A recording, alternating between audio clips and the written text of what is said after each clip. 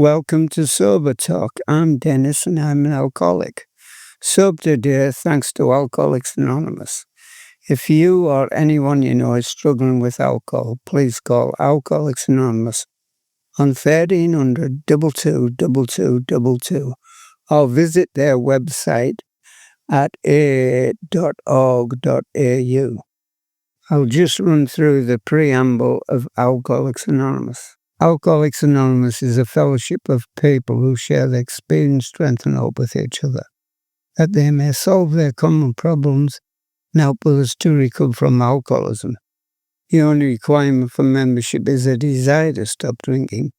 There are no dues or fees for a membership. We are self-supporting through our own contributions.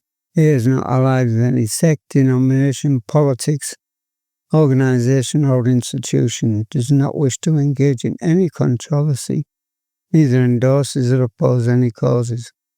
Our primary purpose is to stay sober and help other alcoholics achieve sobriety.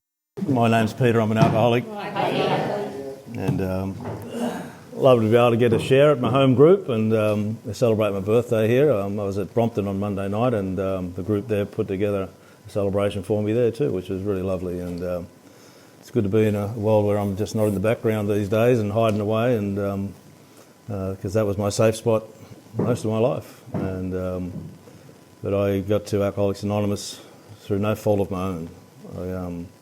I arrived in AA through being a court decision to put me into a long-term drug and alcohol rehab in 1991, and that was I was 29 years old when I went there, and that was after a lot of very, very tough, dark days, and I didn't think rehab was going to make it any lighter. But I started drinking early teenage years. Most of us are like that, and it gave me everything I needed instantly, and it brought me out of myself. Prior to drinking, I was a person that, as I said, I stayed in the background.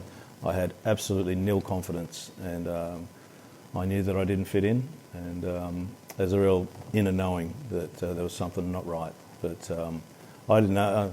As a boy, I had no idea how to express any of that, and so I played along. And in fact, one of the counsellors at the rehab, after they'd done an assessment of me, he wrote on the assessment, "A life of pretense to this point," and that was 100% right. I acted my way through life and tried to be anything that fitted into the situation, and so I was like the chameleon,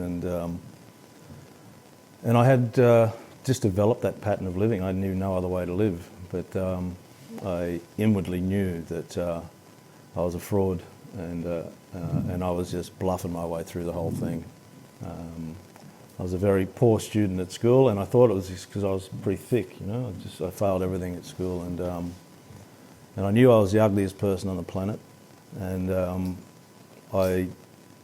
the only saving grace I had, I could play a bit of sport, and I played cricket in the summer. I was an opening bowler, and that would get me the pat on the back I needed to sort of get going for the next day. And I'd play rugby league, and I was very small for my age, so I got pretty battered playing rugby league. And but it's you've got to be in the team, you've got to be putting yourself in there, and yeah, it was. But all that sport sort of melted away when I found alcohol, and alcohol quickly became a big part of my life. From school days, I drank a number of times. There was a time I was working up in Foster, Tuncurry, northern New South Wales, and my dad had a factory up there, and I'd go up there from Sydney in the school holidays and go and work there. I was only 12 or something, and I would go and live with the bloke that managed that factory, and we'd work in Taree, and it was a stinking hot place, and then drive out to Foster, Tuncurry, where you just notice the temperature drop down, the sea breezes come up, and his name was Trevor, and we'd go to his place, and he'd go out into he had a golf course in the backyard, and he'd teach me how to hit a golf ball, and he'd give me a can of KB beer, and I just always looked forward to the end of the day after that, and I didn't have at a conscious level that alcohol really thrilled me. It was just the idea of that's not bad, that stuff, you know. And but you know, when I really first had an affair, my affair started with alcohol when I was about 14 or 15. I went to a Catholic school, all boys school, and the next door was all girls school, and I had to walk down this ramp to get to my school and walk past all the girls there. That was the longest walk for me every day. It was just a horrible walk. Oh man, you know, just had to look away, and so, you know, that's my opinion of myself was so low. I thought, you know, I don't want them to even look at me, you know, and so that was the deal. Got down there, and then they'd have these school dances when we got to fourth form, which is year 10 these days, and we went to one on a Friday night, and somebody within our group bought a case of beer, or we all chipped in to buy a case of beer. It was Tooheys Old beer, and yeah, and we went to this little laneway or a little arcade in Lakemba in Sydney, and we all got involved in that, and then we went to the dance, and I remember I danced, and I cracked onto this girl. Her name was Michelle Jeffrey. She was one of the prettiest girls in the school. And she let me kiss her, and she let me touch her breast. And I'm 15 and thinking, this is the most amazing night of my life. and then it was, at the end, there was a bit of a scuffle at the end of the dance. I was involved in that. You know? I've never known life like this. I used to see all this from the sidelines, you know, and I was totally involved. And I got to school on the Monday, and Mr. Keeble, he was the deputy principal, and he called me into his office and he told me everything I did that night. And I said, too right.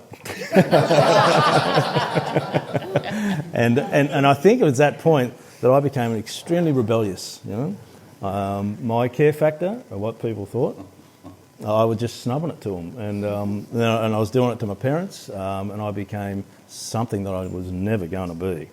And it was all alcohol fueled, and the excitement of that life, the thought of drinking, the thought of going out with my friends and getting on it, and you know, I was in pubs. I was going to this pub in Lakemba for a couple of years, from 16 onwards, and then on my 18th birthday, I went there and they asked me for proof of ID. I said, "Yeah, I got that." Yeah, so I was able to cover everything, but I think then I met my daughter's mother, and I was about 18, 19. We moved into a place together, and the people I was mixing with were starting to be a little bit more worrisome, and I went to, the people I mixed with after school were fairly dangerous characters. I didn't really know how dangerous they were, but they were involved in the things that I wanted to be involved in, and but there was periods where it was pretty terrifying. Cause, man, look what they're into now. There was guns and all sorts of things, and again, it was all pretense on my part to be involved in that. I wasn't really a gangster or one of these sort of people that was tough. I was still scared unless I had a drink in me. And anyway, those things developed as I went, and I remember I had a guy staying at my place, and I had my girlfriend then, and we had a brand new baby, and this guy was waving around guns and things like that. He worked for drug cartels, and I didn't know that side of life. I just knew that we used to drink together, and we grew up together, and that's the sort of life. And he got involved in heroin, and where I lived was a big heroin capital in Sydney at the time. And I tried that drug a few times, and I'm one of the very fortunate ones that I was not attracted to it at all. I used to throw up. I'd go to sleep and then wake up and throw up. And I used to say to Mark, I said, "What do you see in this stuff?" You know, it's like, and that's the good gear too, Pete. You know, so, man, it's horrible stuff. And so I just thank my lucky stars that it didn't grab me, because I saw it grab a lot of people, and a lot of people lost their lives through that drug, or lost all sorts of things, did lots of jail. I missed all of that, so I'm very blessed in that area. But I continued to drink.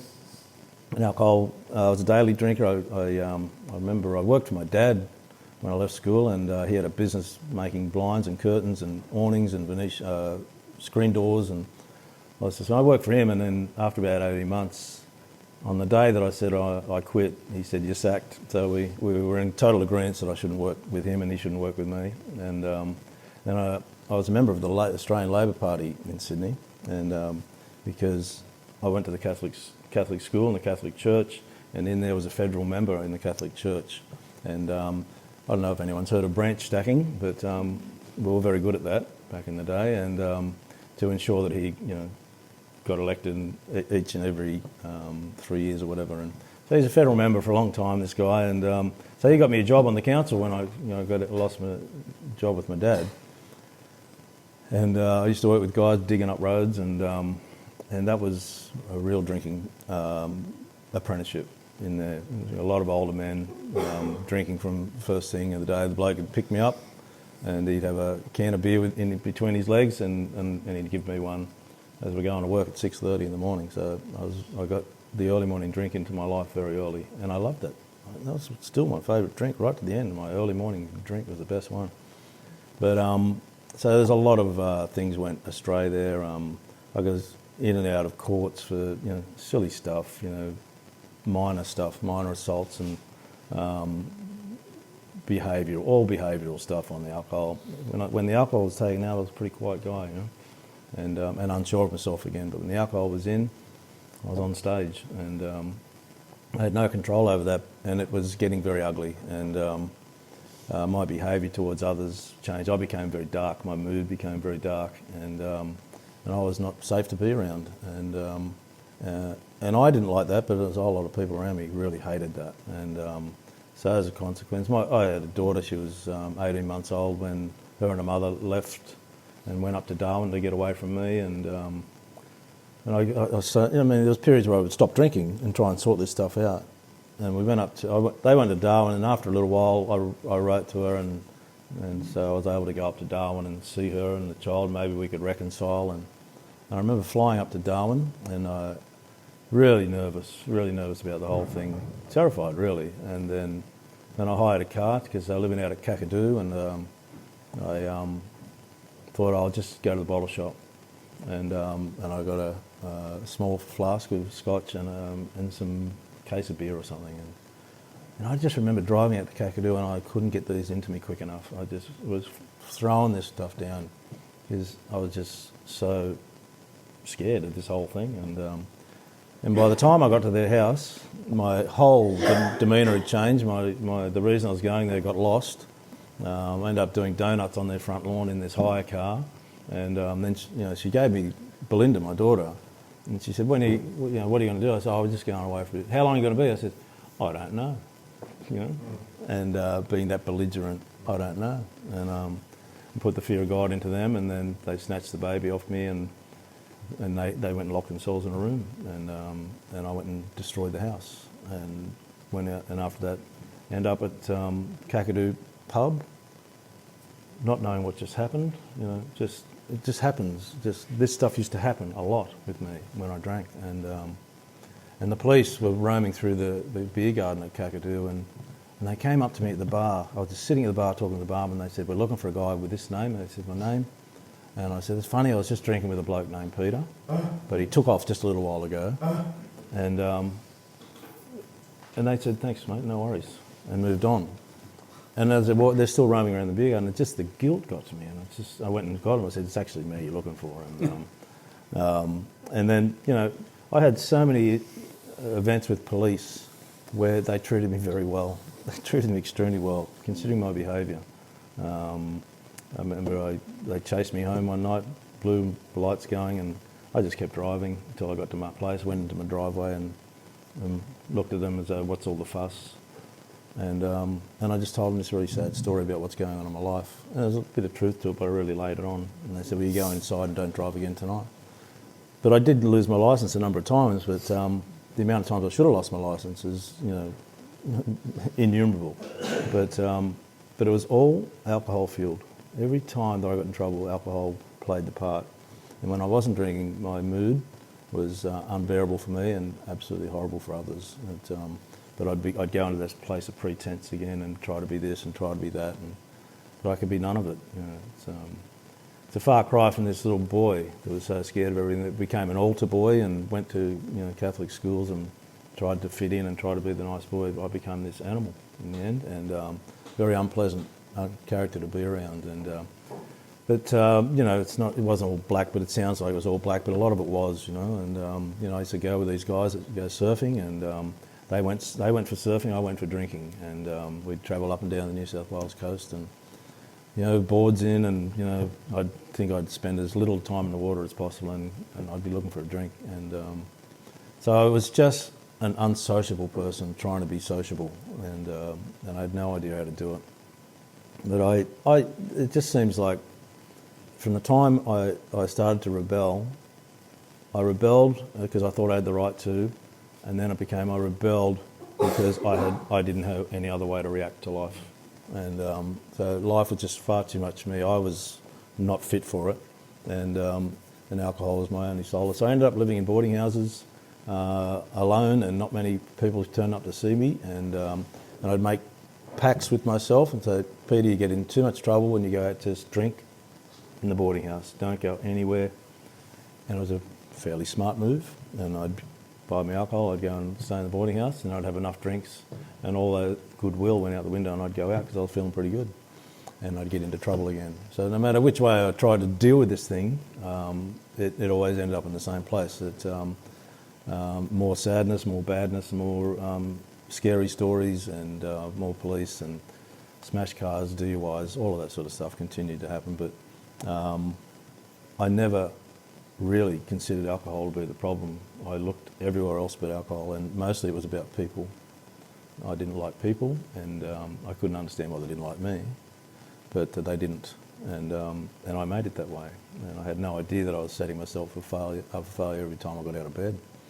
But I swear off it. I remember living with this woman up in Ballina in northern New South Wales, in a really lovely spot, and it was going to be all change for me. It was a new change. I left Sydney to go and get my life right there, and it just was exactly the same.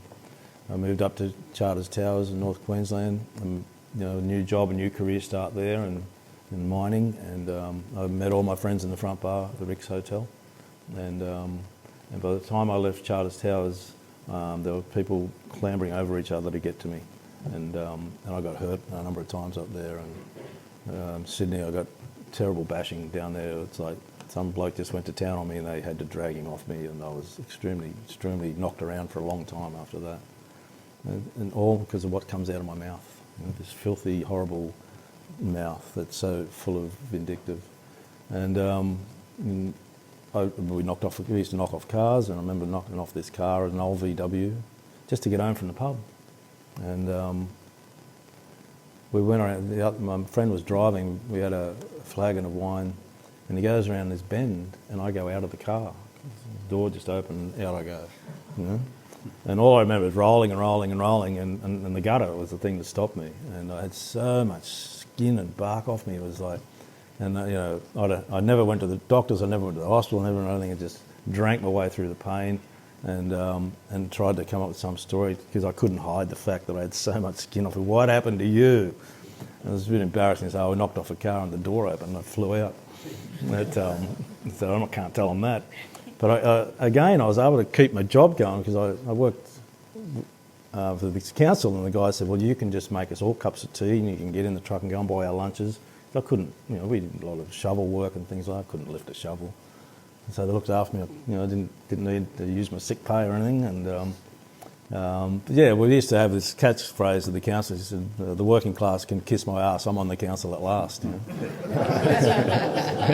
That was our phrase, and it was so true. No one really worked. I don't know how roads got built, but they did. The guy that was on the trench digger, his nickname was Yap Yap, because he wouldn't shut up, and his other nickname was Carpetback, because that's where he'd end up at the end of each night, on his back on the carpet in the pub.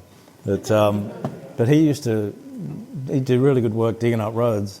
At the end of the day, he would fall out of his machine. He was so drunk, and we'd have to empty all these empty cans out of his cabin. Every day this went on, and it was a different world today. I don't think that would go on for too long, but those were the days. But yeah, so I stayed in the council, and then I for as long as I could, and I kept getting better jobs the whole time, because I was a member of the Labor Party, and it was a Labor council, that one, and it was a very large council, and councils in Sydney were very political, and so if you're involved on the right side, you did very well. Didn't have to act well, but you just did very well. So I look back, I was so looked after. I was so looked after in so many areas of life. My parents helped me financially when I needed a quid. Begrudgingly, they'd give me a bed some nights when I had nowhere else to go. But yeah, Sydney's a very harsh place if you don't have any money. And most of the times I didn't have much money because I would blow it as quick as I got it. I was always borrowing money, and every $50 had an elastic band on it. Take it off them and it'd bounce back to them, so I could pay them back and bounce back to me. It's like I never get over the top of my debts. Anyway, that was just the way I lived, and it was the only way I knew how to live. I didn't question a whole lot of it. I was disappointed with myself, but I was more disappointed with the way the world treated me.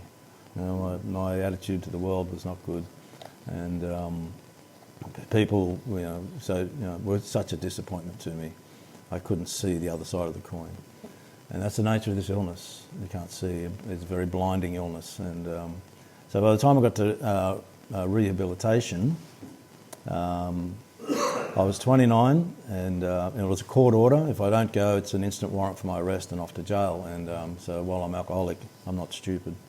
So I went to this rehab and started in Surrey Hills, and spent the first month there, getting detoxed really, and then they sort of suss you out to see where you're at mentally, and then they ship you off to different places. And the main place most people went was a farm, which is a 500-acre farm up near Newcastle, and it was run by the Salvation Army, and there was 90 men there any given time. At capacity, it was 90 men only thing.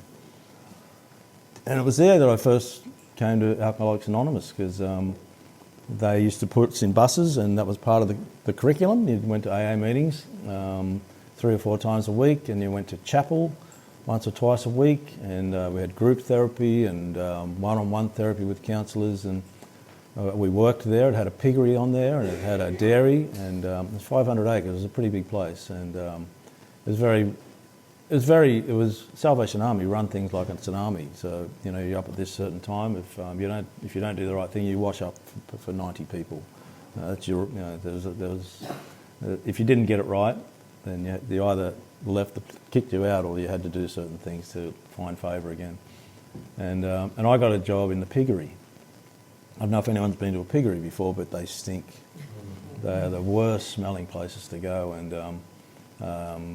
I got assigned to go there, and I thought, oh man, I can't stay here. This is so rank. And but once the smell gets into your skin, you stink too. And so anybody around you, so you stink, and I can't smell any of it. So bad luck. And I worked with these pigs, and I worked with the sows who were ready to have their babies, and I loved that job. I got to really love that job. The idea of that, the thought process was, if you've got a history of some violence in your life, and that you need to care for something, and so caring for the mothers before and after they have their babies, and looking after the babies, which is an ordeal in itself. But and you work alongside other people doing the same thing, and so it becomes a communal sort of event, and I loved it. I felt so good doing that, and a lot of criticism went out of me, and I used to work with a few people, and some of those guys aren't alive today because disease killed them. But I got to know a few guys, and I really grew to love them as men. They're really great men. But the disease takes great men too. And but so by the time I left rehab, I'd been to a lot of AA meetings. My problem was I wasn't in many of them. I was often outside smoking, and talking to the others outside who were smoking with me, and we'd tell each other what's going on inside the meeting, and as if we knew. And so I was still my own worst enemy, and still trying to fit in. Still that whole Pete's trying to fit in and try to which group will I mix with, and how do they carry on, and such a fraud. But I came out of rehab, and I went to Alcoholics Anonymous meetings every day around Sydney, and within 3 months I had a place to live in Newtown, 3-storey terrace house. I was living with my brother. Got a job in the Royal Botanic Gardens. I got a girlfriend really quick, and I got a car and a licence really quick, and I had money in my pocket. I thought, there you go, that's sobriety sorted. And but my gut just denied all that. My gut was that scared kid was becoming more and more obvious in me, and that looking at the world through different eyes again, no matter how many meetings I went to, and I used to wonder about what's this happy, joyous and free stuff they're talking about in here, because I'm certainly not that, but I wouldn't tell anybody that. That was a silent talk I would have, and there was a guy that, his name's Wayne, and said, no Wayne, no pain, no gain, they used to call him, and he was a member of Marrickville group over there, and he said, Peter, it's wonderful that you're doing a program, but why don't you have a shot at the AA program? And I'm going to meetings every day, and what's he on about? It's a bit rude. And I said, well, what do you mean by that? And he said, well, you don't really do much here, do you? I said, oh, well, I turn up, go to these meetings. And he said, well, a lot of people come here and set up the meeting, and a lot of people join groups, and just about most of these guys have got AA sponsors, and they work with each other, and they go through the big book. And I said, oh, come on, mate, that's a bit over the top, isn't it? You're making a big thing out of this, so you got to do all this. And I said, well, why don't you become a sponsor? I didn't ask him, I told him. And he said, well, okay, well, I just need you to ring me at this time every day. I said, I'm not doing that. That's my first response. I'm not doing any of that. And so consequently nothing happened. But I did join the group, and I became their treasurer. And at the time, I had a little bit of a gambling issue going on. And so I'd take the $25 or something from the kitty or whatever and go and have a few bets. And when I also had this job where I was parking cars in a car park in Circular Quay. And on the weekends, when they come in to park their car, it was $5 or $6 to park the car for the day, and you'd give them a ticket as a receipt of their $6. But I'd only give it to them if they asked for it. I'd take the $6, and if they didn't ask for the ticket, that's the $6 to pay back AA. And so I had the 25 going out from AA, and the parking places got the money coming in to cover it. And so I think I heard someone say in this program once, I drank because I wasn't living right. And there's a big part of me that wasn't living right. And I left Sydney after no Wayne, no pain, no gain got hold of me. So I'm not doing this anymore. And so I run away. Great history of running away. They call it going on a trip, but it's actually running away. And I came to Adelaide, and I stayed in AA for a bit longer, still kept up the pretense. I'm a good AA member and all the rest of it, and I'm really, really happy to be amongst you people, and you're saving my life, and it's just rubbish. I'm just echoing someone else's words, and so there's still this scared little boy getting around trying to prove himself, and so at the end of 4.5 years of all of that, and going home and checking my dope plants and all the rest of it, I drank. Can you believe it? Can you believe it? And from the moment I picked up a drink, I was gone. I was gone. And back to the early morning drink. It was immediate, and I had no control over it whatsoever. Anything that I'd learnt in AA, anything had just gone. And I was just in this place again where it was pubs and drugs and people and bad relationships and living with other people and destroying them and destroying their premises, and police and DUIs, car crashes, overnight cells. It just all came back, and it was a whole lot worse. It was a whole lot worse for me with my thinking. I was mad. I was so mad. I went so mad so quickly, and it went on for another 12 months, and I had an incredible occasion which I don't have time to tell you about, but I ended up back in Alcoholics Anonymous, and I haven't left since, and that was 29 years ago, and I got a sponsor, and I joined a group. And a member of this group who's not here tonight, he took me through the big book and introduced me to the 12 steps, and I started working with other people. I got a doctor involved in my life to check my health because I'd lived so poorly, and my diet was strictly 2-minute noodles, and now and again I'd go the Oriental flavour and the step up. But it was like I went through the big book, and this whole program just opened up to me. For the first time, this thing meant something to me. And I said, I'm Peter, I'm an alcoholic, and I meant it because I understood what it meant, because I went through the book and I learned all about it. I remember when I came back to Alcoholics Anonymous, the first bloke that I ran into was Broken Hill Jack. And he said, "Where you been?" I said, "I've been out there drinking, Jack." And he said, "Well, get in there and tell them all about it." And he didn't tell me I had to do this, that or the other. He said, "Just get in there and tell them all about it." Tell and get well was the old saying we used to use. And that's what we've been doing ever since. And it's, I've been sober ever since, but I've been a changing person over that next 29 years. I haven't just got sober and became a good guy or whatever. It's been this ongoing change, ongoing conflicts, a lot of confusion, a lot of, I wonder what this is all about. Why am I doing this? I had a lovely life and I got married, I went overseas, I bought a house. From boarding houses to buying a home is just the most ridiculously huge step.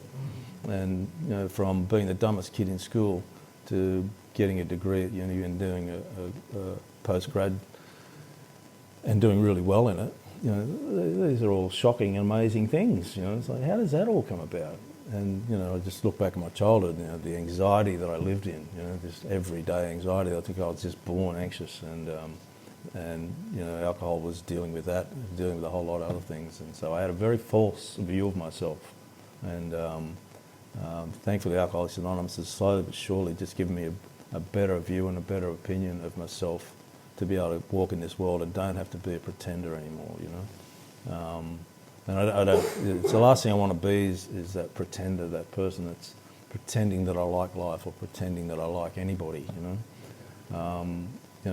Attraction rather than promotion is a wonderful thing. And I was really attracted when I came back to Alcoholics Anonymous. I wasn't attracted much about AA except Snowy. I ran into Snowy at a meeting, and I just knew that man had something, and he's the guy that sponsored me. And I had almost daily contact with him. He didn't tell me I had to ring him at 8 o'clock every day or anything like that, but I probably did. And I did that for about 23 years before he passed away. And because we had a relationship, I became relational, and that's taken me into places in my work career. It's like I became a nurse, and then I became a mental health nurse, and done further studies, and now I'm working in forensic mental health, and I only started this job recently, and it's like, man, I want to run away from it. There's a whole lot more to learn.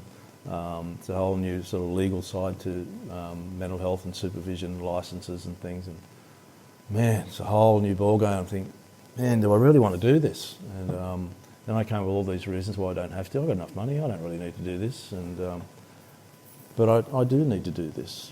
It's a challenge, and it's where I've been put. I think that's where God's got me at the moment. When the job became available, I said to God, "Do you think I should go for this job?" And the response that came back was, "Well, if you don't apply for it, you've answered your own question." I said, "Oh, okay, so I better apply for it." And then there was a number of people who went for it, and I got the job. And there's your answer. And so if I was to just throw it away because I'm fearful, I think that would be not what the desired response would be. So I think my thinking's improved a lot over the years, and my ability to discuss things and be honest about where I'm at has improved enormously.